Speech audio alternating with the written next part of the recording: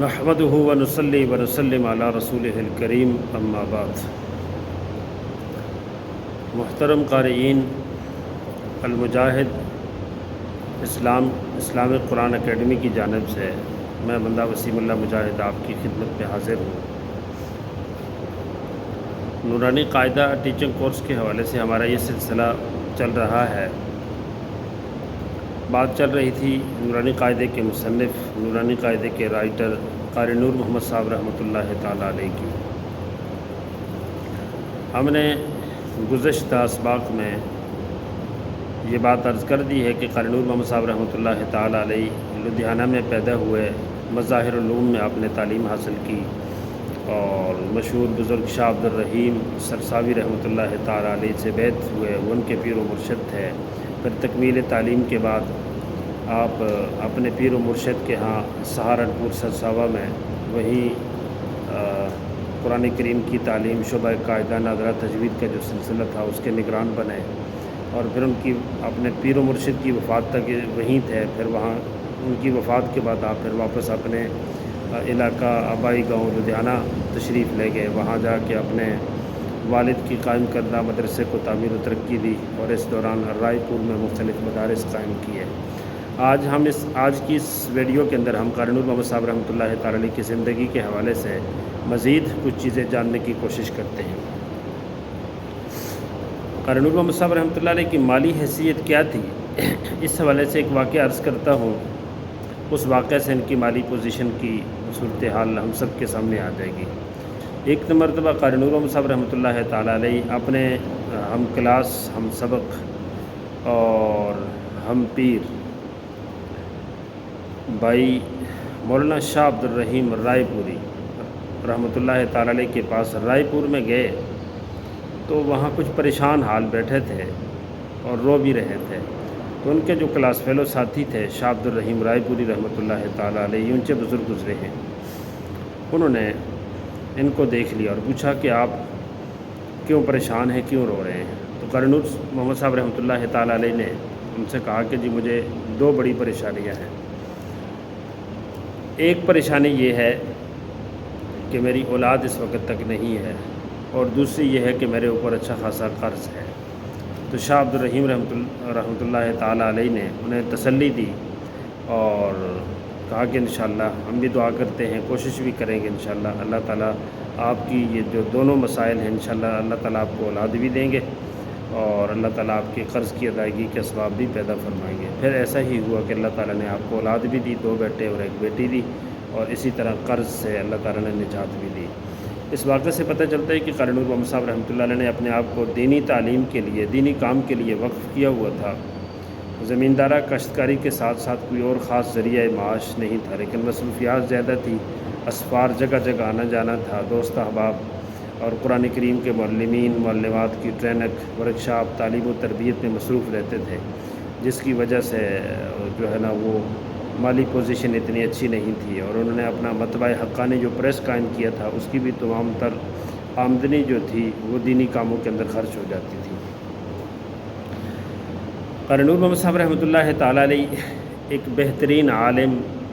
بہترین قاری اور بہترین حافظ،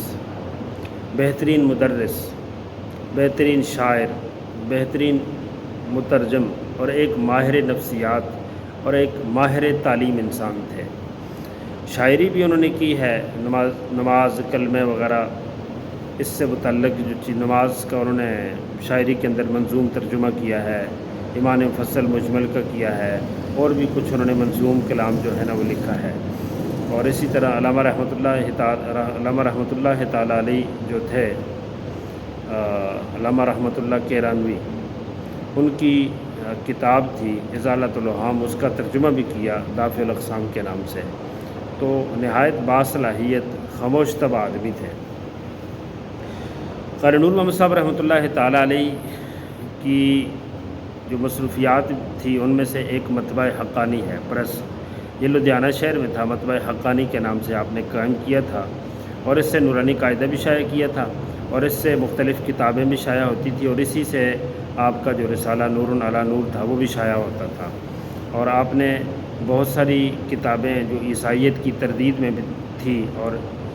قرآن و سنت کی تائید میں تھی، ایسی بہت ساری کتابیں آپ نے وہاں سے شائع کی۔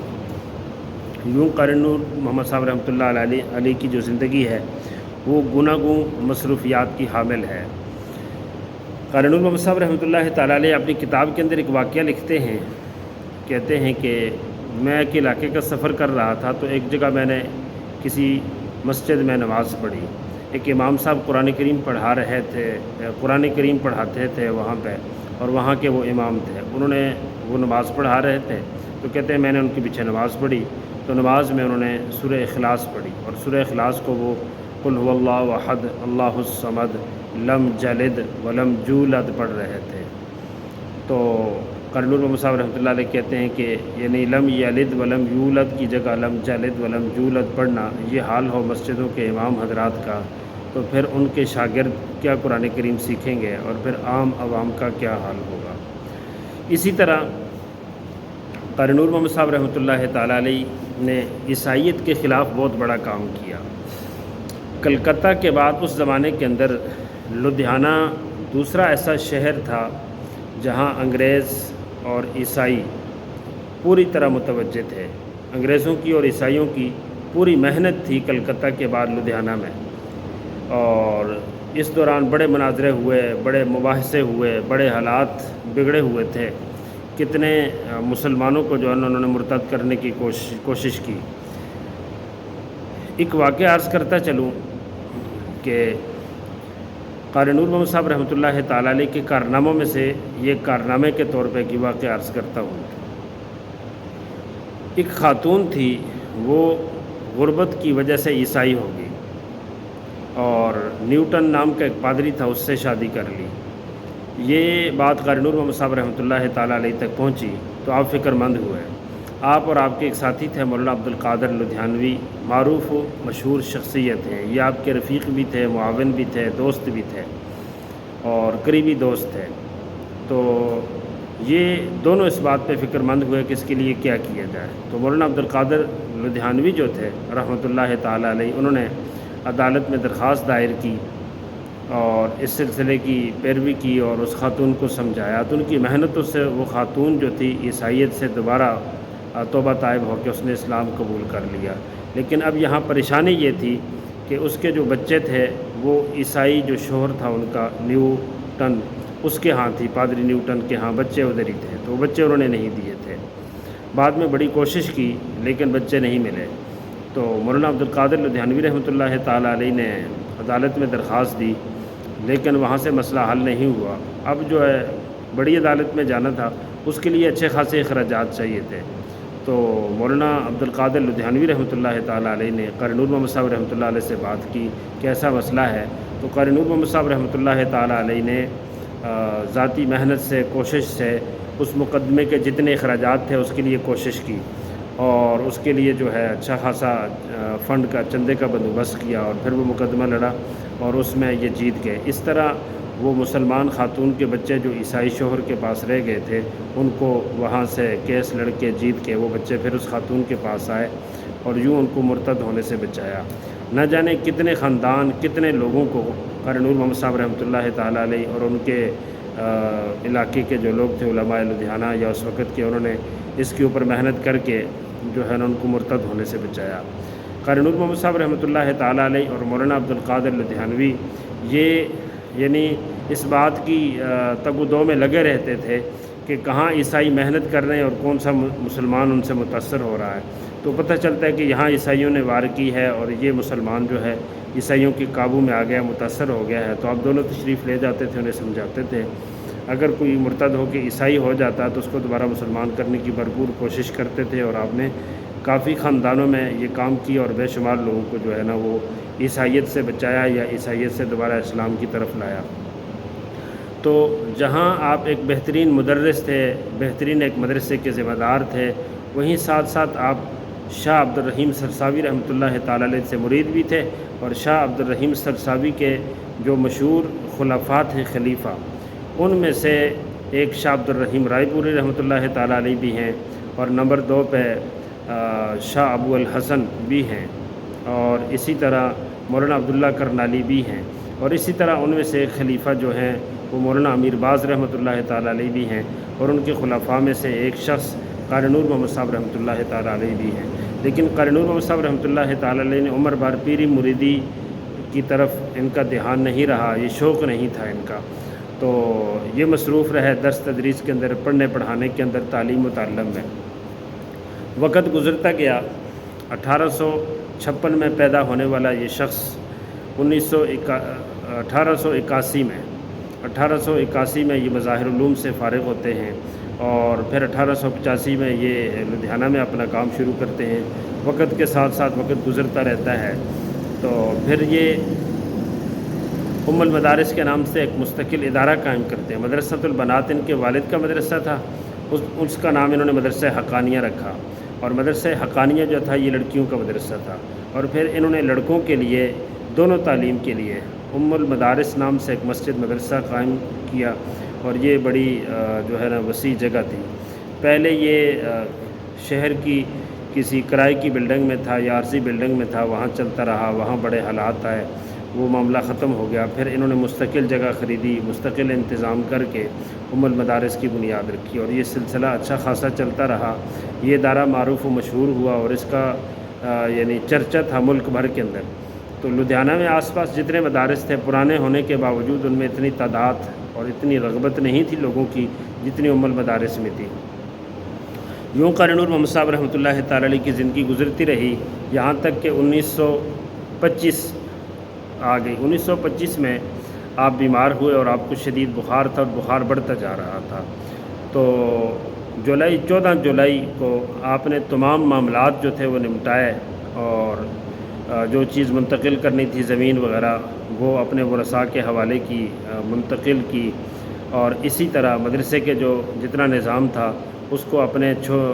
بیٹے احمد حسن کے حوالے کیا،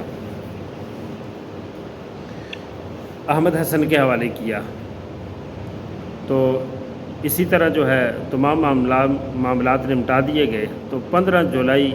بدھ کا دن تھا، صبح 9 بجے تھے کہ قاری نور محمد صاحب رحمۃ اللہ تعالیٰ علیہ اس دنیا سے چلے گئے اور فوت ہو گئے۔ 15 جولائی 1925 کو آپ فوت ہوئے، بدھ کا دن تھا، صبح 9 بجے تھے، اور آپ کا جنازہ آپ کے بیٹے احمد حسن نے، احمد حسن خود جو تھے یہ بھی مظاہر علوم کے فاضل تھے، اور اچھے قاری، اچھے عالم تھے، اور نہایت نیک اور شریف آدمی تھے۔ ان کی زندگی سے متعلق میں بات میں عرض کرتا ہوں۔ قاری نور محمد صاحب رحمۃ اللہ علیہ کا جنازہ لدھیانہ کے بڑے جنازوں میں شمار ہوتا ہے۔ تو یوں یہ شخص جس کی ساری زندگی دین کی محنت، تعلیم و تربیت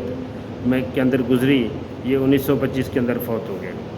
اور یہ دفن ہوئے لدھیانہ شہر میں ام المدارس جو ان کی مسجد تھی اس کے قریب ایک قبرستان تھا جس کو گنج فیل یا فیل گنج قبرستان کہتے ہیں، اس قبرستان میں دفن ہوئے۔ اس قبرستان کے اندر بڑے بڑے علماء پہلے سے دفن ہیں۔ ان کے بھائی مولانا عظیم محمد لدھیانوی بھی وہیں دفن تھے، ان کے والد بھی وہیں تھے، دادا بھی وہیں تھے، اور پردادا کے متعلق بھی یہی آتا ہے کہ وہ بھی وہیں تھے۔ تو یہ سلسلہ یوں قاری نور محمد صاحب رحمۃ اللہ تعالیٰ علیہ کی زندگی آ کے یہاں جو فانی زندگی تھی وہ ختم ہو گئی، 1925 میں فوت ہو گئے۔ پھر اس کے بعد ان کے جو بیٹے تھے وہ مدرسہ چلاتے رہے، اور بعد میں جب تقسیم ہند ہوا، پاکستان انڈیا بن گئے، تو قاری نور محمد صاحب رحمۃ اللہ تعالیٰ علیہ کا سارا جو خاندان تھا وہ وہاں سے ہجرت کر کے پاکستان تشریف لے آئے۔ اب آپ کے کتنے بیٹے تھے جی، کتنے بیٹے تھے اور بیٹوں کے نام کیا تھے، اور وہ پاکستان آئے تو وہ پاکستان میں کہاں کہاں رہے، اور اسی طرح اب ان کی نسل آگے کہاں ہے، اور آیا قاری نور محمد صاحب رحمۃ اللہ علیہ کا لدھیانہ میں جو مدرسہ تھا وہ اب بھی ہے یا نہیں ہے، اور بیٹے جب یہاں آئے تو یہاں آ کے انہوں نے وہ مدرسہ دوبارہ قائم کیا یا نہیں کیا، اور اسی طرح قاری نور محمد صاحب رحمۃ اللہ تعالیٰ علیہ کی تصنیفات کتنی ہیں، اور اسی طرح قاری نور محمد صاحب رحمۃ اللہ علیہ کا جو ذاتی کتب خانہ تھا تقسیم ہند کے بعد اس کا کیا بنا، اس کی تصویر انشاءاللہ العظیم اگلی ویڈیوز کے اندر۔ السلام علیکم ورحمۃ اللہ وبرکاتہ۔